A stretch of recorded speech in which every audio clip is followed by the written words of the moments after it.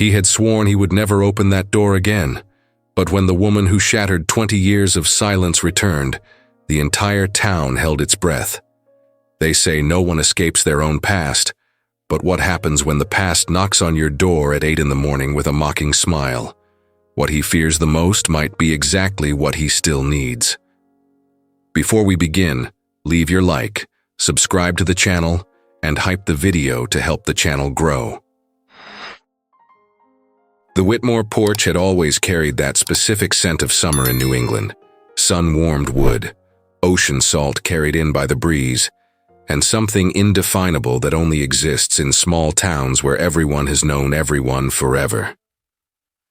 That August afternoon, there was also the aroma of cinnamon coming from the kitchen, because Noah Whitmore, at 19, had decided that baking an apple pie was an excellent idea to impress someone who had known him since he was 7.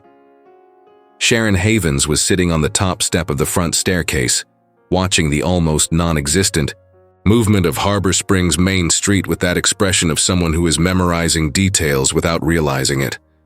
Blonde hair pulled into a messy ponytail, faded denim shorts, an old t-shirt from some band no one remembered anymore. At 19, she still had that way of lighting up places without asking permission, and of causing small emotional explosions without even noticing. Noah appeared in the doorway holding 2 glasses of iced tea, because hot coffee in the summer was something only a masochist would drink according to him. He stopped for a second just to look at her. Blonde hair tied in a ponytail, worn denim shorts, a simple white t-shirt. Nothing special, except everything was special when it came to that woman sitting on his steps as if that were the most natural place in the world to be. And Noah was in love with her. Completely, irreversibly in love. It had taken years for him to admit it to himself. Years watching her grow from annoying neighbor to best friend to the person who occupied every one of his thoughts. But he had never said it out loud. He had never risked ruining the one good, constant thing in his life. "I brought tea," he said as he walked down the steps and sat beside her. "And before you ask, no, I did not add too much sugar this time." Sharon took the glass, sipped it, and made a face. "Liar. I added the right amount of sugar. It is not my fault if your palate is overly sensitive. My palate is refined," she corrected, but she took another sip anyway. "There is a difference. Of course. Refined. Which is why you ate 3 hot dogs at the festival last week. They were artisanal. They were from Pete's cart." "Artisanally prepared by Pete," she replied without missing a beat, turning her face toward him with that half-smile that always made his stomach twist in a strange way. Noah shook his head, trying to hide his own smile behind the glass. That was the problem with Sharon, or the best part, depending on the day. They had always worked like that. One started a sentence, the other finished it. An inside joke only they understood. A comedic timing neither of them ever had to rehearse. Everyone in Harbor Springs thought they were dating. Some thought they were already married and just had not made it official. His mother had already picked names for hypothetical grandchildren. Her mother pretended she had no opinions on the matter, but always found a way to mention how Noah would make a good family man. The problem was that they had never made anything official. They were just Sharon and Noah. Noah and Sharon. Best friends who knew each other too well to risk ruining everything with labels. At least that was what Noah told himself, on the nights he stayed awake thinking about her. The nights he imagined what it would be like to kiss her for real, not just on the corner of her mouth during hurried goodbyes. The nights he convinced himself he had time, that he could wait just a little longer until he found the courage to say the 3 words that burned in his throat every time she smiled. "There is an apple pie cooling in the kitchen," he said after a comfortable silence. "I made it this morning." Sharon turned her head so fast that her ponytail whipped his shoulder. "You baked a pie? You do not have to sound so shocked." "Noah, the last time you tried cooking anything beyond instant noodles, the smoke detector went off for 20 minutes. That was 3 years ago, and it was only bacon. No one is perfect." She laughed, that open and genuine laugh he loved provoking, and Noah felt something tighten in his chest. That was the sound he would miss the most. Not just the laugh, but the way she laughed with her whole body, without hesitation, without pretense. "Why did you bake an apple pie?" Sharon asked, still smiling. What he really wanted to say was, "Because you are leaving tomorrow and I am desperate to do something, anything, that will make you remember me.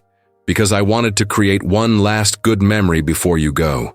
Because I have been in love with you for years and never had the courage to say it. And now it is too late. Because baking an apple pie is safer than admitting that the thought of you leaving is tearing me apart inside." But instead, he only replied, "Because I wanted to. And because I know it is your favorite." Sharon grew quiet for a moment. Not the uncomfortable kind of silence, but the kind filled with unspoken things that had been hovering between them lately. The sun was beginning to set on the horizon, and the street remained empty, except for a few parked cars and the distant sound of children playing a few blocks away. "You know I am coming back, right?" she said suddenly, turning her body to face him. "It is only 1 year of college. Then I will be back." Noah looked at her. Her light eyes shone with that absolute conviction, as if the universe only needed her determination to function properly. He wanted to believe it truly. But something in his chest, something heavy and painful, whispered that once she left, it would be forever. "Of course I know," he lied easily. "A year goes by fast." "Exactly. And you can visit me. Boston is not that far. You will be too busy meeting interesting people and having incredible college experiences to welcome visits from a guy who repairs boats in a small town." Sharon narrowed her eyes. "Do not do that." "Do what?" "That grumpy martyr tone of yours. It does not suit you. It suits me perfectly," Noah countered, but he was smiling again. "I am professionally grumpy. You are a marshmallow disguised as a bad-tempered bear, and you are annoying, charmingly irritating. There is no charm in being irritating." "Liar," she whispered, leaning a little closer. And there it was again. That moment. That had been happening more and more often in the past few weeks. That space far too small between them, charged with possibilities and unspoken words. Noah could see every detail of her face, the small freckles that appeared in the summer, the way she bit her lower lip when she was thinking about something serious, the way her eyes moved over his face as if she were memorizing it too. "Say it now," a voice shouted in his head. "Say that you love her. Say it before it is too late." "Noah," she began, and there was something different in her voice. Something serious, something true. Her phone rang. Sharon closed her eyes in frustration, and Noah let out a breath he had not realized he was holding. She pulled the phone from her pocket, looked at the screen, and sighed. "My mother. She wants to know if I already packed my suitcase. And did you?" "Of course not. I still have the whole night. You are going to pack everything at dawn and forget half your things." "Probably," Sharon admitted, putting the phone away. She stared at the street for a moment before continuing. "Can I take a slice of the pie? You can take the whole pie if you want." She laughed again, but it was a different laugh now, softer, almost melancholic. "I am going to miss you," she said without looking at him. "I know it is only a year, but I will miss this town, this porch, you baking apple pie that will probably be raw in the middle. It will not be raw. We will find out," she said as she stood up, offering her hand to him. "Come on. I want to eat pie and beat you in the video game one last time before I leave." Noah took her hand and let her pull him to his feet. They walked into the house and Sharon headed straight to the kitchen, opening cabinets in search of plates as if the place were hers too. In a way, it always had been. Noah leaned against the doorframe, watching her serve 2 generous slices of pie, which, to his relief, seemed to have turned out well. He memorized the scene, the way she hummed softly while cutting the pie. How the sunlight coming through the window turned her hair golden. How she moved through his kitchen with the familiarity of someone who belonged there. Tomorrow she would be gone. and Noah had the terrible feeling that he was storing memories that would need to last far longer than a year. "It is not raw," she announced after the first bite, pretending disappointment. "There goes my ready-made joke. You will survive." "Barely," Sharon replied, but she was smiling. They ate pie in the kitchen, sitting on the counter because chairs were far too conventional. They played video games in the living room, and she won 3 out of 4 matches because Noah was far too distracted staring at her instead of the screen. They laughed at inside jokes, commented on people in town, pretended the clock was not running. And Noah saved every second as if they were treasures, because they were. After midnight, Sharon yawned and announced that she needed to go home before her mother sent out search teams. Noah walked her to the door. "Thank you for the pie," she said, standing on the threshold, "and for the overly sweet tea, and for everything. Say, now, last chance, say that you love her." "It is only a year," he repeated, more to himself than to her. The words that truly mattered stayed trapped in his throat. Sharon stepped forward and hugged him. It was not unusual. They hugged all the time. But this hug was different. Tighter. Longer. As if both of them knew somehow that they were saying goodbye to something bigger than just a summer. Noah closed his eyes and memorized that too.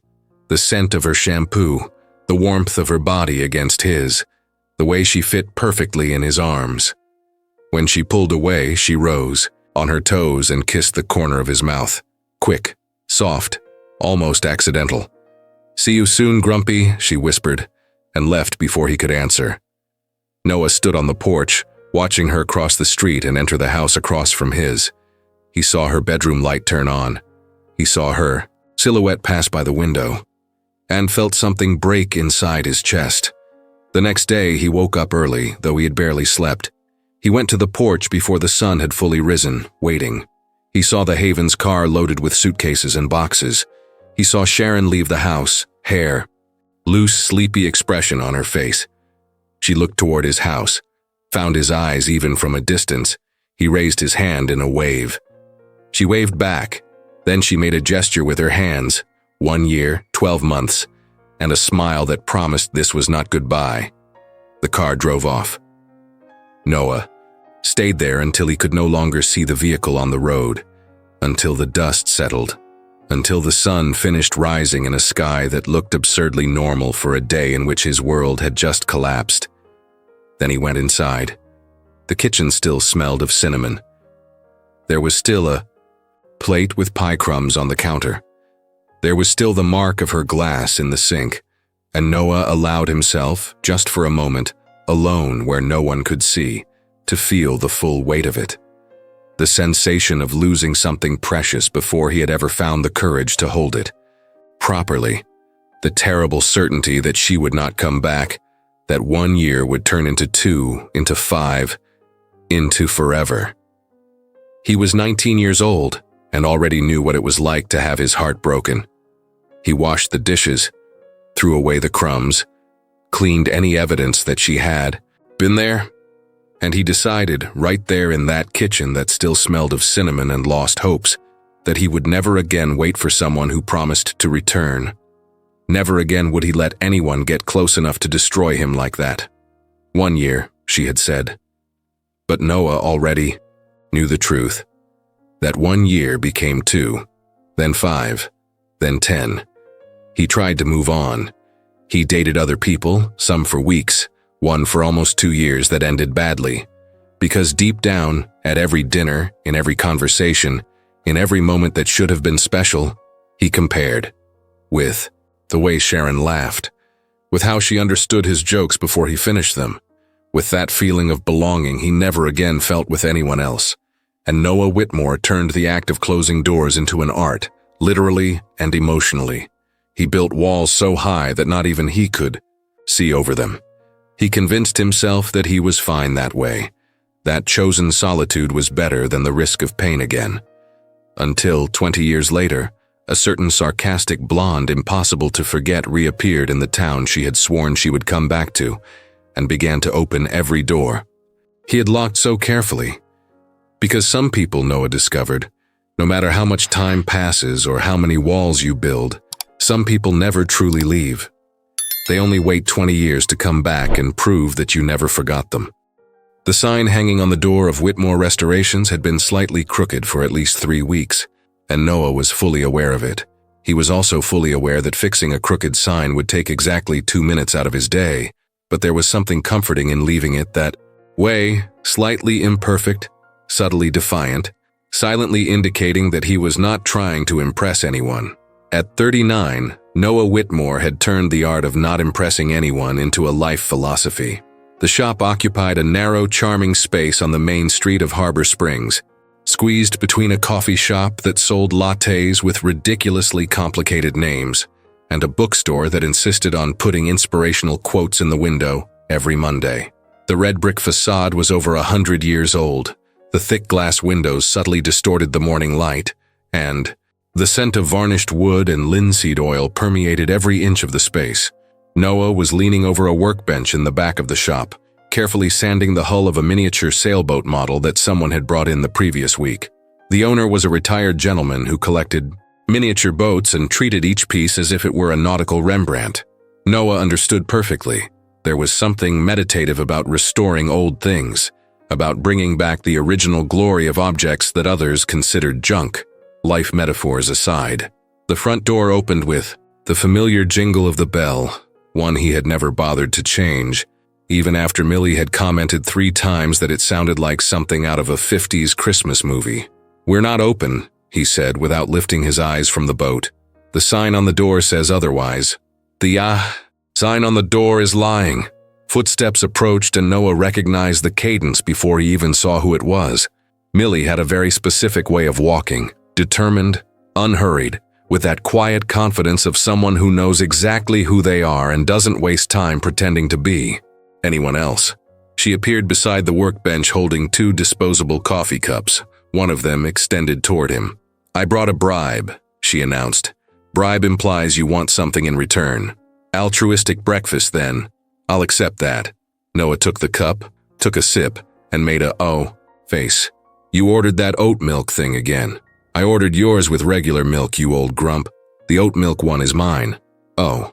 Millie leaned against the bench next to him, watching the painstaking work he was doing on the boat's hull.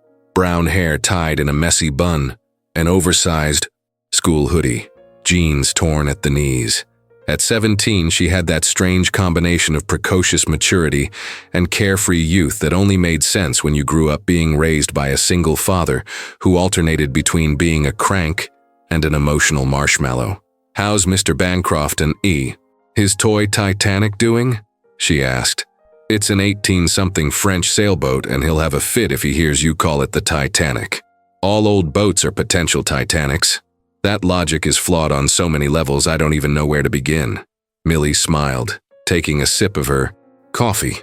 They stood in comfortable silence for a few minutes, just the sound of the sandpaper against the wood and the occasional traffic outside. Noah knew his daughter well enough to know she had come straight from school to the shop for a reason other than bringing coffee. Millie wasn't the type to show up unannounced just for company. She was too practical for that. "Are you gonna spit it out or are you just gonna stare at me until I guess?" he asked without taking his eyes off the boat. "You never guess anything. You have 0 social reading skills. I have enough skill to know you want to talk about something and are choosing your words carefully." "True," she said, then frowned. "Wait, you hate it when I agree with you like that?" "I do. It means you're preparing the ground for something." "Noted." Millie turned her body to face him, her expression shifting to something more serious. "The shop next door is reopening." Noah stopped sanding.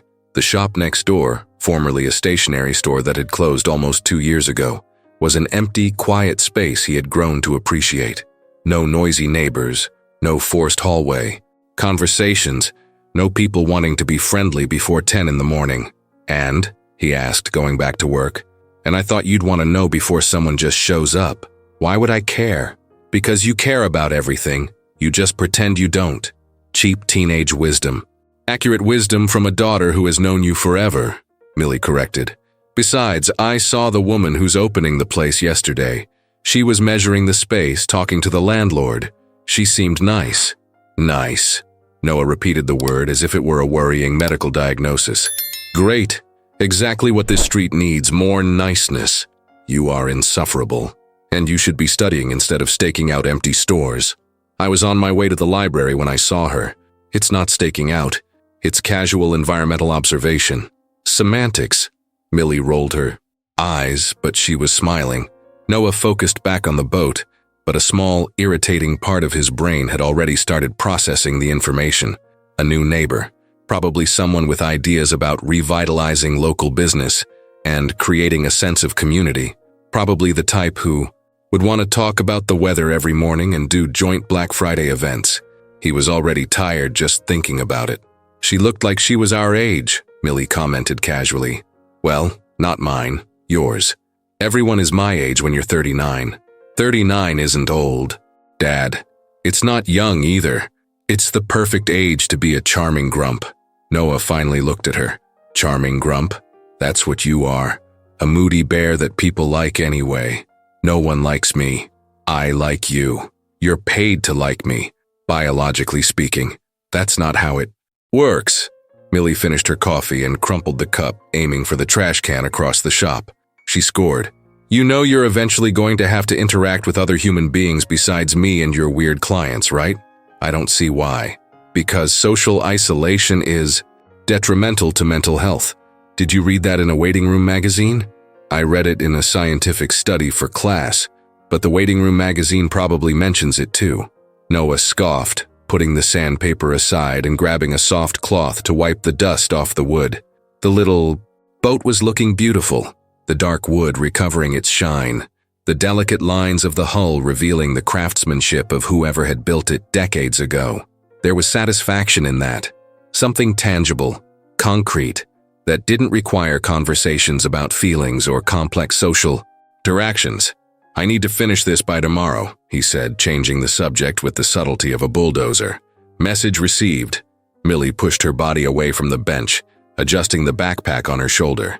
But just for the record, it wouldn't kill you to be a little more open to new things. Noted and filed in the ignored suggestions folder. That folder must be overflowing. It's neatly organized and alphabetized. Millie laughed, that laugh that always took him by surprise because it sounded exactly like her late mother's. Not that he thought about much, or allowed it to affect him, or spent entire nights awake wondering if he was doing everything wrong in raising his daughter. See you at dinner? She asked, already turning to leave. I'm making lasagna. You always make lasagna when you're avoiding thinking about something. Or maybe I just like lasagna. That too. She waved over her shoulder, walking toward the door. Oh, and Dad? What? The sign is crooked. I know. I'm just messing with you. The door closed behind her with the jingle of the Christmassy bell, and Noah was alone in the shop again. Silence. Peace. Exactly how he liked it. Except now that new information was taking up space in his brain. The shop next door reopening. New neighbor. Probably nice. He picked up the sandpaper again, pressing hard against the wood. 20 years ago, he had stopped waiting for people who promised to come back. He had built a solid, predictable, secure life. He had raised an incredible daughter alone. He had a stable business, loyal customers, a comfortable routine that didn't demand surprises or emotional upheavals. The last thing he needed was novelty, especially the nice kind. Noah finished sanding the boat, cleaned the workbench, organized his tools, and locked the shop at exactly 6 o'clock. As he did every day. The main street of Harbor Springs was bathed in that late afternoon golden light that made everything look like it belonged on a tourist postcard. A few people walked with shopping bags. A group of teenagers laughed loudly in front of the ice cream parlor, and the breeze coming from the ocean carried that familiar scent of salt and approaching summer. He glanced at the shop next door almost unintentionally. The windows were still covered with brown paper on the inside, but there were lights on. Someone was in there. Noah turned his face away and went home without looking back. It wasn't his problem who was opening the shop next door. It wasn't his problem if the whole street was going to change. It wasn't his problem.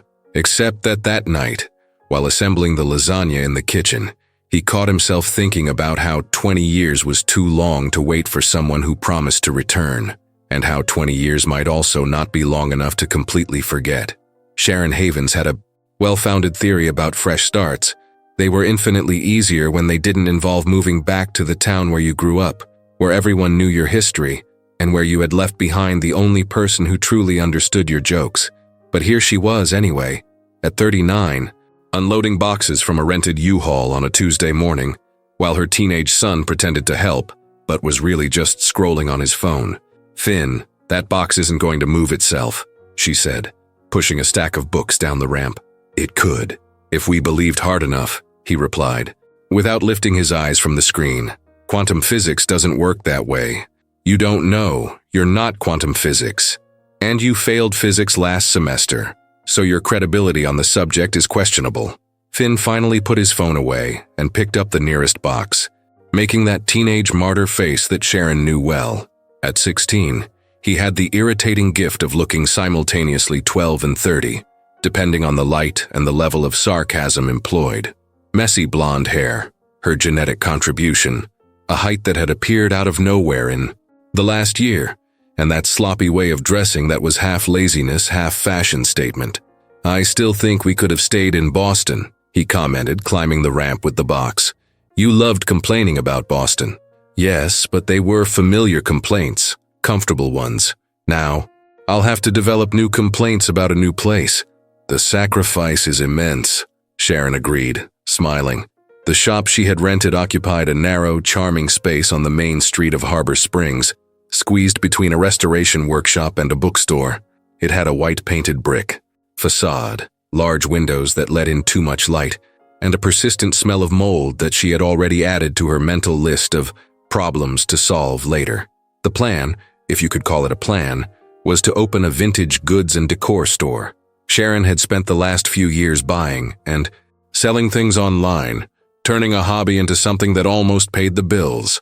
Now, with the urgent need for a fresh start and the opportunity to rent this space at an absurdly low price, she had decided to take a chance. Moving back to Harbor Springs was not in the original plans, but original plans rarely survived contact with reality, and Sharon had learned to be flexible, or desperate, depending on the perspective. "Where do you want this?" Finn asked, holding the box of books in the middle of the empty space. "Over there in the back, near the...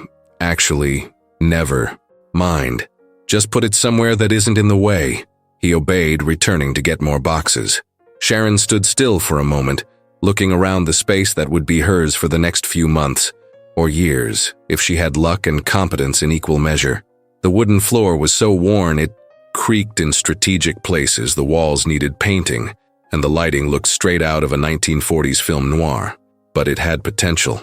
Sharon was always good at seeing potential where others only saw work. The front door opened, and a woman walked in carrying a tray with 2 cups of coffee. "I heard noise and assumed you guys would need caffeine," she announced with a warm smile. Sharon recognized the neighbor from the bookstore next door. She had spoken with her briefly when she came to sign the lease. "You are a saint," Sharon said, accepting one of the cups. "Finn, come thank the lady who brought coffee." "Thank you, lady who brought coffee," Finn called from the back of the shop. The woman laughed. "I'm Helen. I run a bookstore next door. And don't worry, I have 2 teenagers. I know exactly how it works." "Sharon. And that's Finn, my son. An expert at moving boxes in slow motion." "I heard that," Finn protested. Sharon and Helen chatted for a few minutes about the neighborhood, about the other merchants on the street, about how the town had changed, or hadn't changed, over the past 2 decades. It was both comforting and strange to be back in the place she knew so well, and which now felt simultaneously familiar and completely different. "Noah next door is a sweetheart too," Helen commented casually. "A bit of a grump, but he has a heart of gold. He restores antique boats and furniture. Sometimes he's closed off in his own world, but he's a good neighbor." Sharon nearly dropped her coffee. "Noah," she repeated, her voice coming out sharper than she intended. "Whitmore. You might remember him if you grew up here. He's about your age." Of course she remembered. How could she forget? 20 years of distance didn't erase memories of entire summers spent together, of conversations that lasted until dawn, of a kiss that almost happened, and a goodbye hug that hurt more than it should have. "I vaguely remember," Sharon lied with the ease of someone who had years of practice hiding inconvenient feelings. I didn't know he was still in town. He never left actually. He has a beautiful daughter, Millie. She's 17, a high school senior. Smart girl, quite a bit like her father. A daughter. Noah had a daughter. Of course he did. 20 years was enough time to marry, have children, build a whole life. Sharon took a long sip of her coffee, burning her tongue on purpose to have something other than the sudden anxiety to focus on. That's nice, she said, forcing casualness. Good to know I have nice neighbors. Helen stayed for a few more minutes, offered some tips on local suppliers and offered to help with whatever was needed, then returned to her own shop. Sharon stood still in the middle of the empty space, holding the coffee cup and trying to process the information. Noah was on the other side of that wall, literally on the other side of the wall. She had returned to Harbor Springs knowing she would probably see him at some point, small town, impossible to completely avoid. But she had imagined casual encounters at the grocery store, polite nods on the street, 2-minute conversations about the weather before they each went their own way. She had not imagined being his next-door neighbor. "Mom, are you okay?" Finn appeared next to her, looking at her with that poorly concealed teenage concern. "You froze up there." "I'm great. Just planning where to put things. You look more like you're having an existential crisis." "I can do both at the same time. I'm talented." Finn didn't look convinced, but he had the decency not to push it. He went back to the U-Haul and Sharon forced herself to move, to keep unloading, to focus on the high present instead of getting stuck in memories from 2 decades ago. But it was hard not to think. Noah, right there, on the other side of the wall. The Noah she had left behind with the empty promise of "it's only a year." The Noah who had baked apple pie and pretended not to be, heartbroken when she left. The Noah who probably didn't even think about her anymore, who had moved on, built a life, become a father. Sharon shook her head, pushing the thoughts away. She had come back for a fresh start, not to revisit old romances that never truly happened. She had a shop to set up, bills to pay, a son to raise. She didn't have time for nostalgic meltdowns about a guy who probably barely remembered her. Probably. The rest of the morning passed at a rapid pace of unloading boxes, organizing inventory, and trying to figure out where the hell she had put the screwdriver. Finn alternated between genuinely helping and making sarcastic comments about her decor choices, which was basically expected. By noon, Sharon was sweaty, tired, and seriously questioning every decision that had led her there.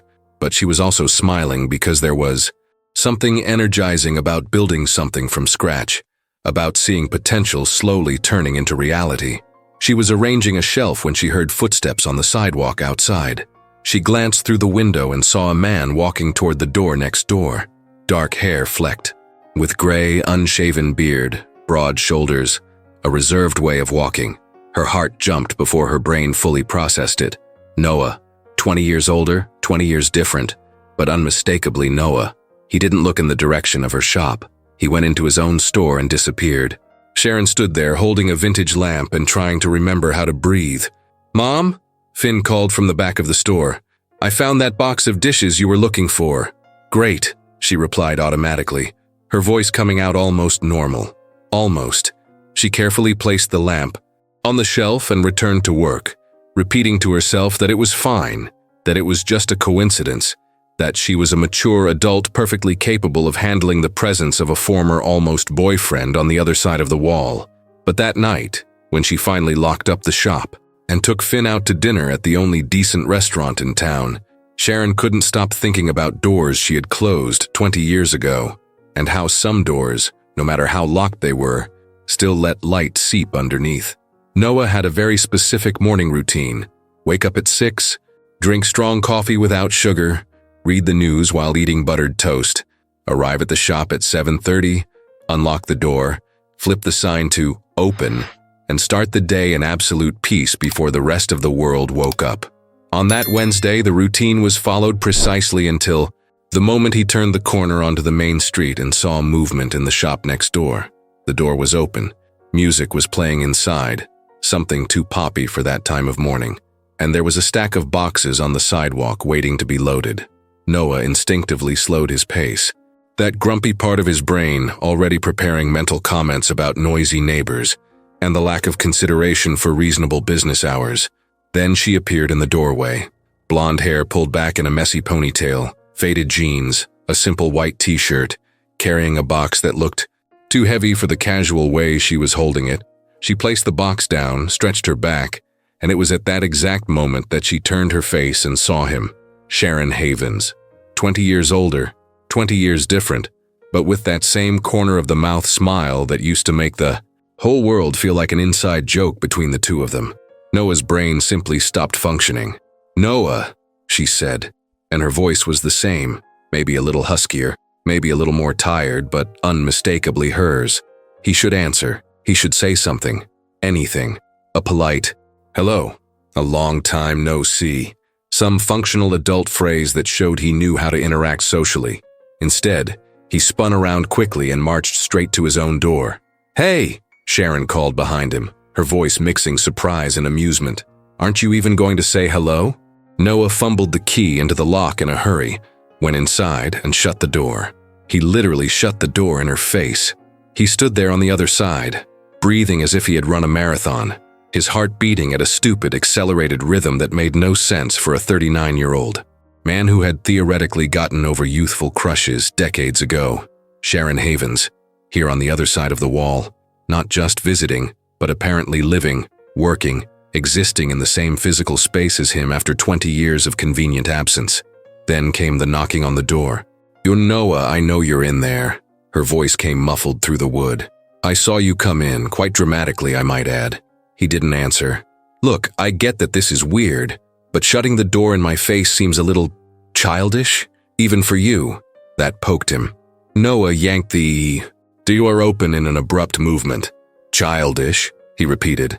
Sharon was leaning against the door frame, her arms crossed and that irritating smile still on her face.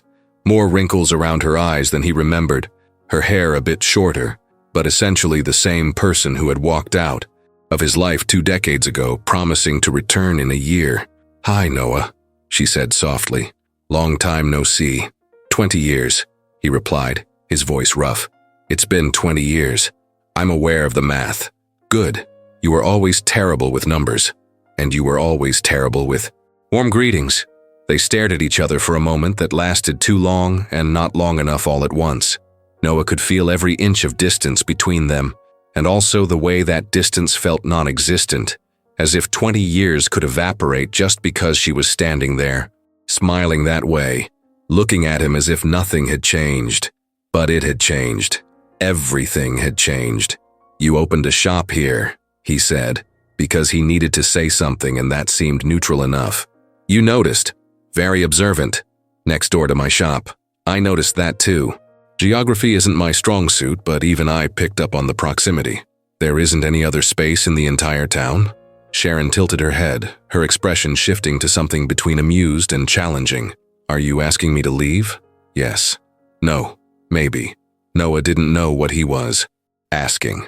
He just knew that her presence there was disrupting the carefully constructed routine he had maintained for years, and routines existed for a reason. "I'm trying to understand why you came back," he finally said. "To the town or specifically near you?" "Both. The first is because I needed a fresh start. The second is a coincidence. I don't believe in coincidences." "Then what do you believe in? Destiny? That is surprisingly romantic coming from you." "I believe in people who say they are going to do something and do it." Her smile wavered slightly. Only for a second, but Noah caught it. "That was 20 years ago, Noah. And maybe it's time to move on." "I already moved on." "Clearly." Sharon gestured to the door he had slammed in her face. "Your emotional maturity is evident." Noah opened his mouth to respond, but he was interrupted by a voice coming from inside her shop. "Mom, where do you want me to put this box of—" Oh, a teenager appeared behind her. Tall, blonde, smart look. 16, maybe 17. Carrying a box and looking at Noah with that barely disguised curiosity typical of teenagers who smelled drama in the air. "Is this the grumpy neighbor?" the kid asked. "Finn," Sharon said in a warning tone. "What?" "Helen said he was grumpy. I'm just confirming the information." Noah looked at Sharon, then at the boy, then back at Sharon. "Your son," he said. "Perceptive," she replied. Finn, this is Noah. Noah, Finn. Now that the introductions are done, are you the apple pie guy? Finn suddenly asked. Noah blinked. What? My mom has a story about a guy who baked apple pie like 1,000 years ago. Are you that guy? Sharon blushed. Really blushed. Noah hadn't seen her flush like that since the time she had tripped over her own feet during a school play. Finn, go put that box somewhere, she said firmly. Where? Anywhere that is far away from this conversation. The boy rolled his eyes but obeyed, disappearing into the shop with the box. Sharon ran a hand over her face, letting out a long breath. I'm sorry, teenagers don't come with a social filter. You told him about the pie. I tell stories. He listens to half of them. Stories about me. Don't be presumptuous. They were stories about Harbor Springs. You occasionally showed up in them. Occasionally. Yes, Noah, occasionally. You were not the center of my narrative universe. But he had been, he thought. For an entire summer, for months that seemed suspended in time, they had been the center of each other's universe. Until she left and turned that center into an empty hole that he spent 20 years trying to fill with work, responsibility, and carefully cultivated indifference. I need to open the shop, he said, taking a step back. Of course, I wouldn't want to disrupt your routine. There was something about the way she said routine, with that slightly ironic tone he knew so well, that irritated him more than it should have. Some people value consistency, he said, and some people mistake consistency for stubbornness. At least I stayed. It slipped out before he could control it. Direct, sharp, childish. Exactly the kind of thing he didn't want to say, but that had been stuck in his throat for 2 decades. Sharon was quiet for a long moment. When she spoke again, her voice was different, softer, more honest. I know, she said simply. I know you stayed. Noah didn't know what to do with that. He didn't know what to do with any of this situation. So he did what he always did when things got too complicated. He retreated. Good luck with the shop, he said, and went inside before she could reply.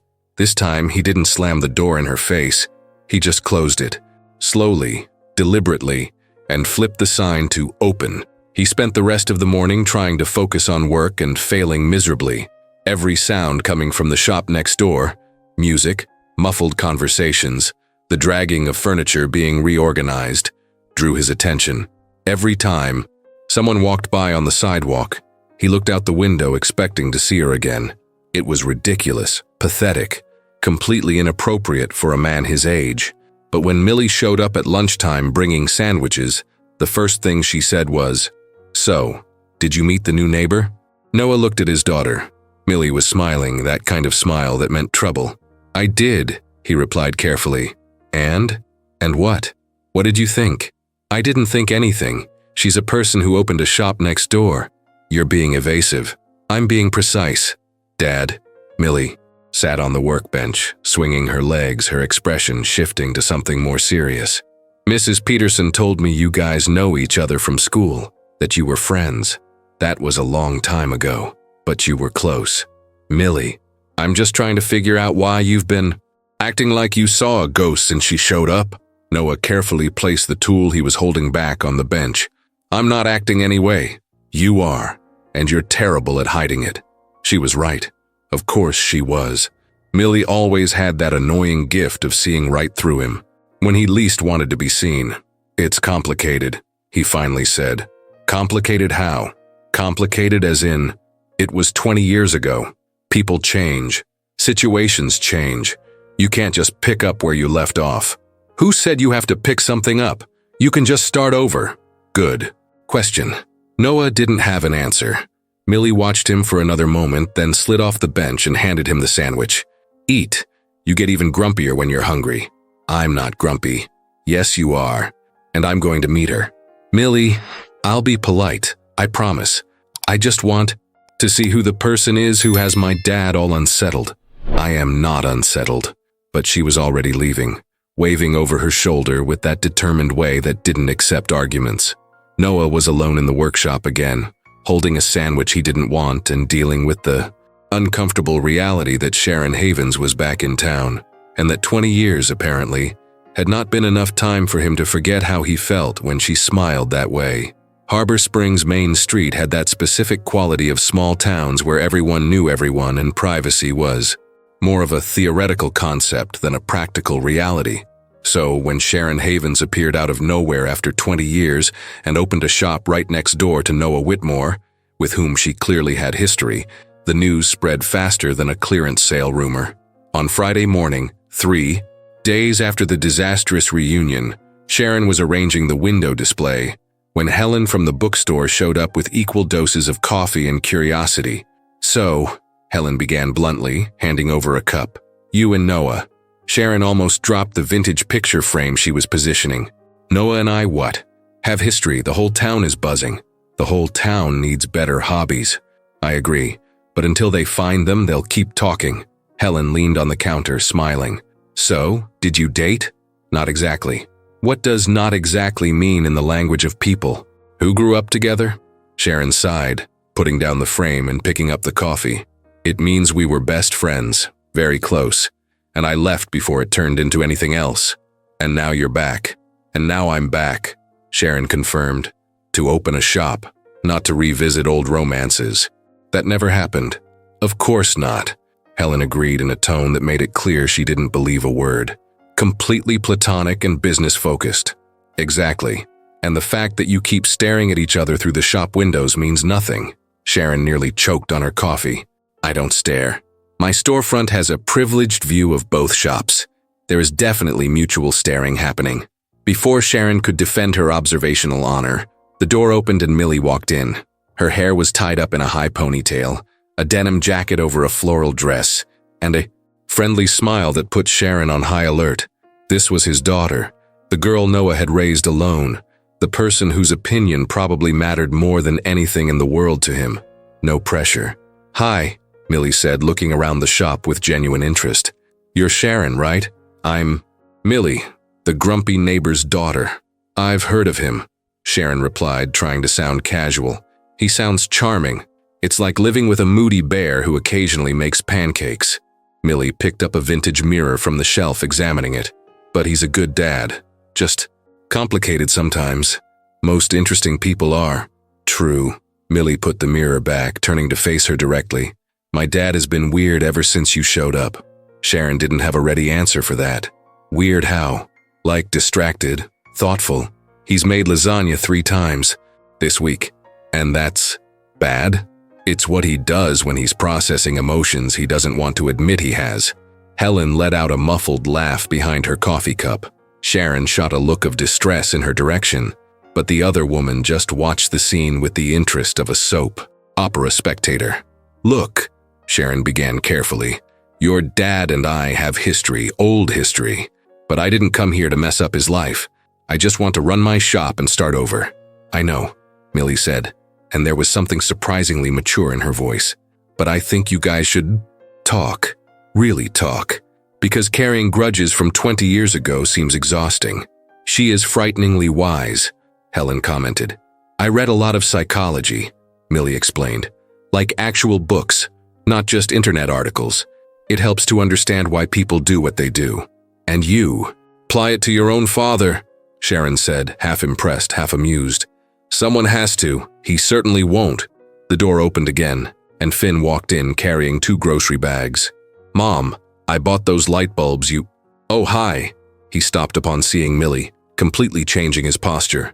He straightened his shoulders, ran a hand through his hair. "I didn't know you had a customer." "I'm not a customer," Millie said, smiling. "I'm from the shop next door." "The grumpy guy's daughter?" "That's me." "Cool. Your dad is unintentionally funny." "I am fully aware of that." Sharon watched the 2 teenagers staring at each other with that obvious interest that only teenagers could have without any filter or subtlety. Finn was clearly impressed. Millie was clearly enjoying herself. "Finn, are those the light bulbs?" Sharon interrupted before her son could do something embarrassing. Yeah, light bulbs." He placed the bags on the counter without taking his eyes off Millie. "Do you go to school here? In town?" "High school. I'm a senior, but I do a lot of psychology reading on my own." "Interesting. Like reading people's minds?" "More. Like understanding why they do what they do." "And why do they do it?" "Generally, fear, desire, or some confusing combination of the two." Finn nodded, as if that were the most profound thing he had ever heard. That makes sense. Helen was laughing openly now. Sharon wanted to sink into the floor. Finn, why don't you go check if those shelves we put up yesterday are sturdy, she suggested. They're sturdy. We checked 3 times. Check again. He finally caught the message, nodded at Millie with what he probably thought was teenage charm, and disappeared into the back of the shop. Your son is cute, Millie commented. Your dad is going to kill me if you two become friends, Sharon replied. Probably, but it would be fun. The two looked at each other for a moment, and Sharon saw something in that girl that painfully reminded her of Noah. That combination of stubbornness and sweetness, of sharp intelligence hidden behind dry humor. You're welcome here whenever you want, Sharon said finally, even if your dad disagrees. He disagrees with everything on principle. It's part of the charm. Millie turned to leave, but stopped at the door. And Sharon? He won't admit it, but he was happy to see you. In his own weird, grumpy way. I just thought you should know. She left before Sharon could reply. Helen let out a low whistle. That girl is a force of nature, just like her father, Sharon murmured. The following days established a strange and inevitable pattern. Sharon and Noah constantly crossed paths. On the sidewalk, in the shared parking lot, at the coffee shop where they both bought their morning coffee. Each encounter was a mix of forced politeness and unresolved tension, punctuated by sarcastic comments that were half provocation, half defense. On Monday, they arrived at the coffee shop at the same time.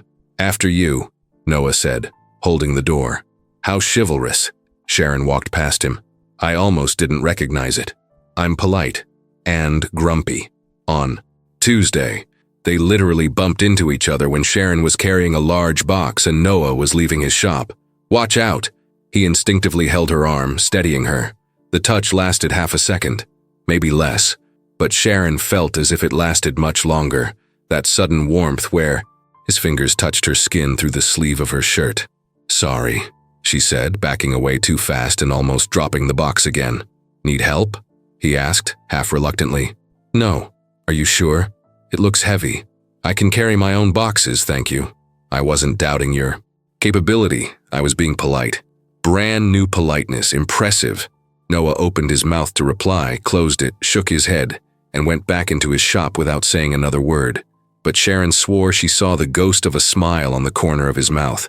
On Wednesday, Finn decided to take matters into his own hands. So, he said, showing up in Noah's shop uninvited.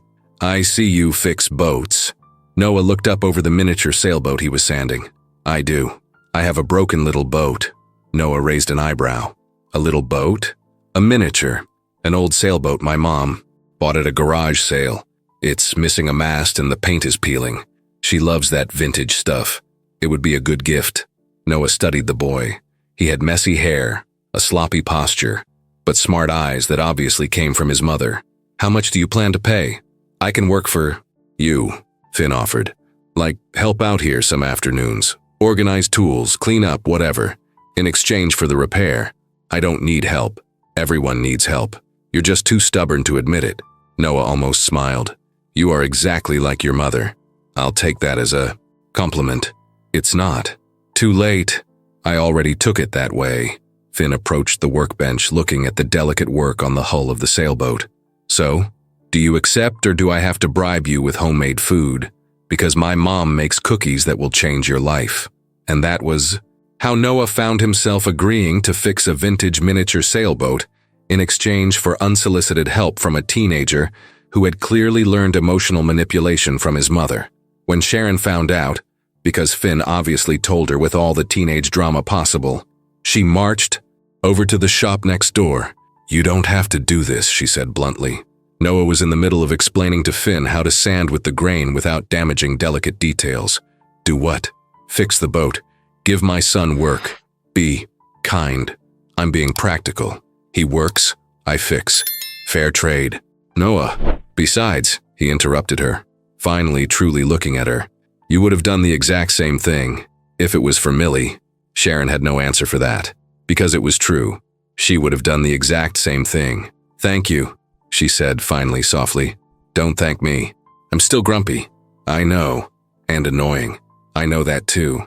And nothing has changed between us.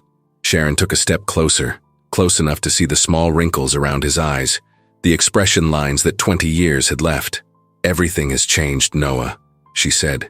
But some things still feel exactly the same. And she left before he could reply, leaving Noah standing there with sandpaper in his hand and the irritating feeling that his carefully organized life was starting to fall apart. And the scariest part? He wasn't sure he wanted to stop. The problem with small towns is that every minor event turns into public entertainment. So, when the plumbing at Whitmore Restorations decided to burst one Saturday morning, turning the back bathroom into an amateur replica of Niagara Falls, half the main street showed up to watch the show. Noah was in the middle of the aquatic disaster, trying to turn off the water main with a wrench and failing miserably when he heard insistent knocking on the front door. "We're closed," he yelled over the sound of the water. "Your bathroom is flooding my wall." Sharon's voice came, muffled through the door. Noah cursed under his breath, or loudly, depending on who was measuring, and went to open it. Sharon stood there with her arms crossed, hair tied in a messy bun, and an expression split between concern and barely contained amusement. "Can I help?" she asked. "No. Your wall shared with my shop is starting to sweat. Literally. So either you accept help or I call a professional plumber. I can handle it." Clearly. Sharon glanced over his shoulder at the small flood forming. "It's going great." Noah opened his mouth to reply, but at that moment, the pipe decided to shoot an extra jet of water that hit both of them squarely.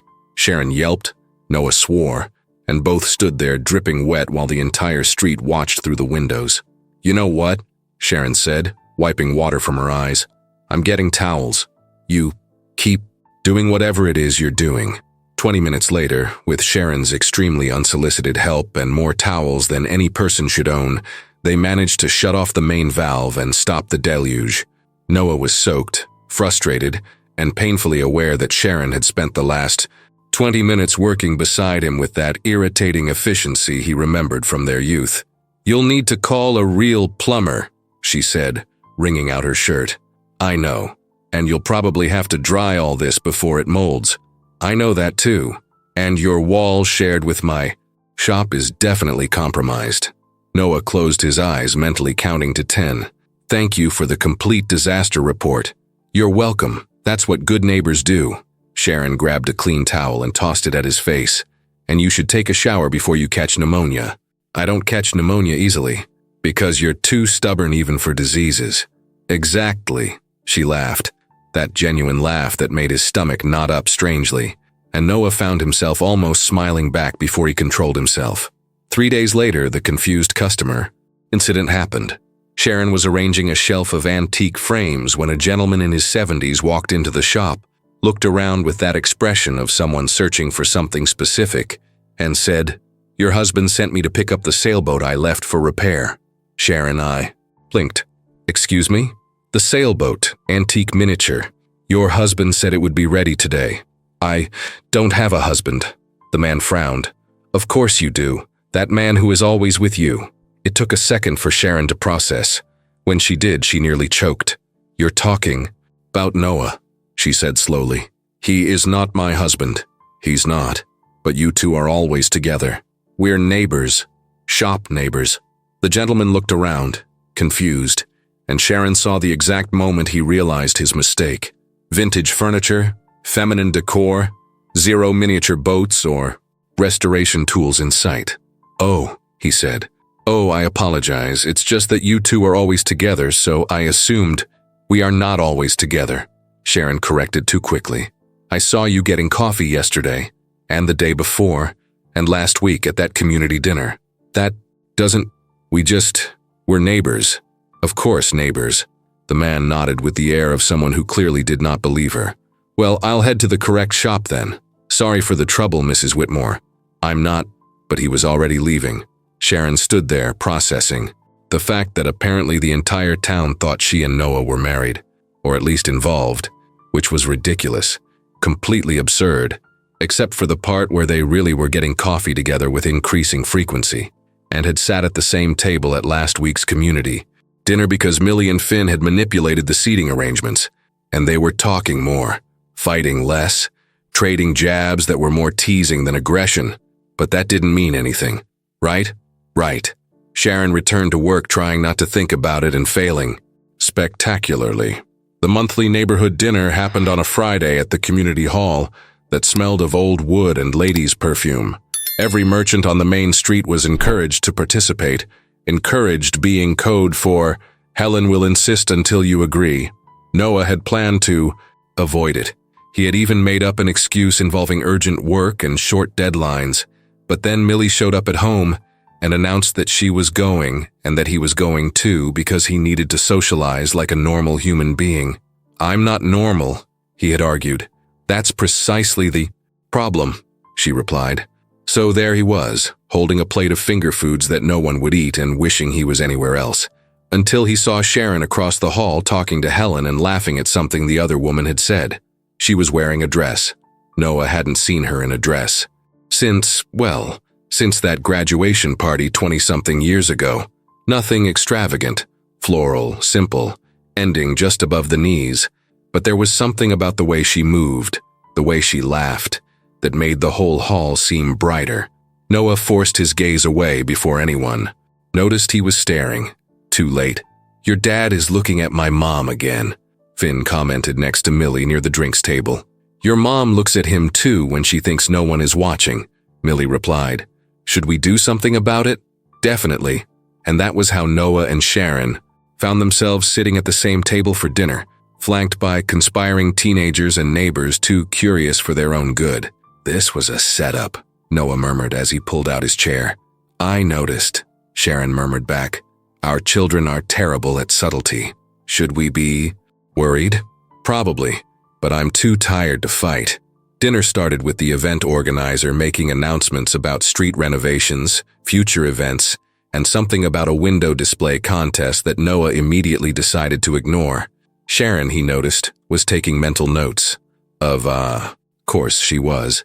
Are you going to enter the contest, he asked. I am, aren't you? Definitely not. Because you're too grumpy for friendly competition? Because I don't see the point in window decorating beyond the functional. How sad. How practical. I bet in your mind they're the same thing. Noah picked up his fork, ignoring the way his stomach reacted to her smile.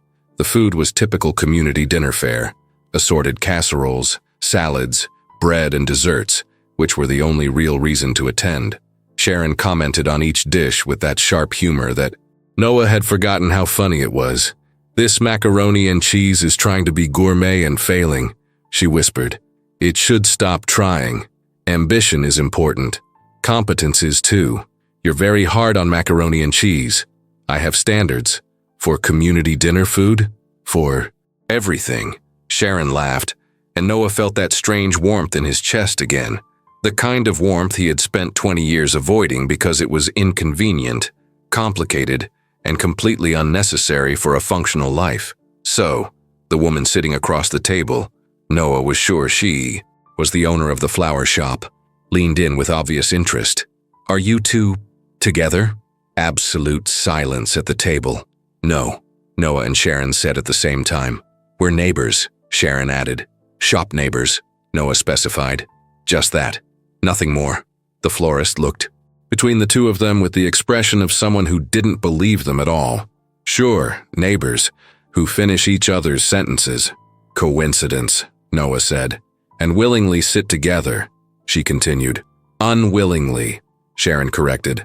Our children cornered us. And look at each other when they think no one is watching. I don't look. They both started together, stopped, and exchanged glances. Millie was laughing so hard she had to leave the table. Finn wasn't much better. I'm going to get dessert, Noah announced, standing up too quickly and almost knocking over his chair. Great idea, Sharon agreed, standing up too. I am too. They walked side by side to the dessert table in tense silence. Noah grabbed a plate. Sharon grabbed another. They stood there looking at brownies and key lime pie as if they were archaeological artifacts, requiring deep study. So, Sharon finally said, the entire town thinks we're together. Apparently. That is inconvenient. Extremely. We should do something to correct the impression. Definitely. More silence. Neither of them moved.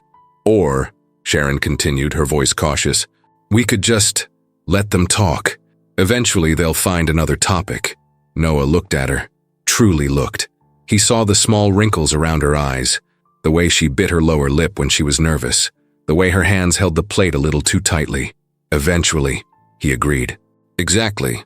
In the meantime, we're just neighbors who occasionally get coffee together, and talk, and tease each other, and apparently finish each other's sentences, Noah added. Sharon smiled, that smile that had the irritating power to make 20 years evaporate. Things don't change. Apparently not. They returned to the table with desserts, sat down and spent the rest of the dinner trading barbs, while the entire town watched and drew conclusions that were simultaneously completely wrong and dangerously right. Later that night, when Noah was lying in the dark trying to sleep, he found himself thinking about how easy it was to be around her again, how their humor still worked like well-oiled gears, how she could still make him smile even when he was determined to be grumpy, and how that was possibly the most dangerous development since she had returned to town, because Noah had spent 20 years building walls, and Sharon Havens had always been exceptional at finding doors where he swore he had left none. The rain started on a Monday afternoon, in that persistent gray way that turned Harbor Springs into a blurred watercolor. Sharon was closing the shop when she realized she had forgotten her umbrella at home. Of course, because the universe had a questionable sense of humor. She was considering running to the car and accepting getting soaked when the door next door opened, and Noah appeared holding a black umbrella. "Need a ride?" he offered. Sharon looked at the rain, then at him, then at the umbrella that clearly only fit one person comfortably. "My car is 3 blocks away. You'll drown before you get there. I'm resilient and stubborn. I prefer determined." Noah sighed in that way she remembered from their youth, half exasperated, half amused, completely familiar. "Get in the car, Sharon."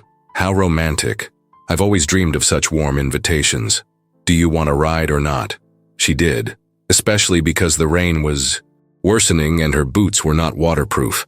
But there was something dangerous about accepting his kindness, about letting those carefully constructed walls between them start to crack.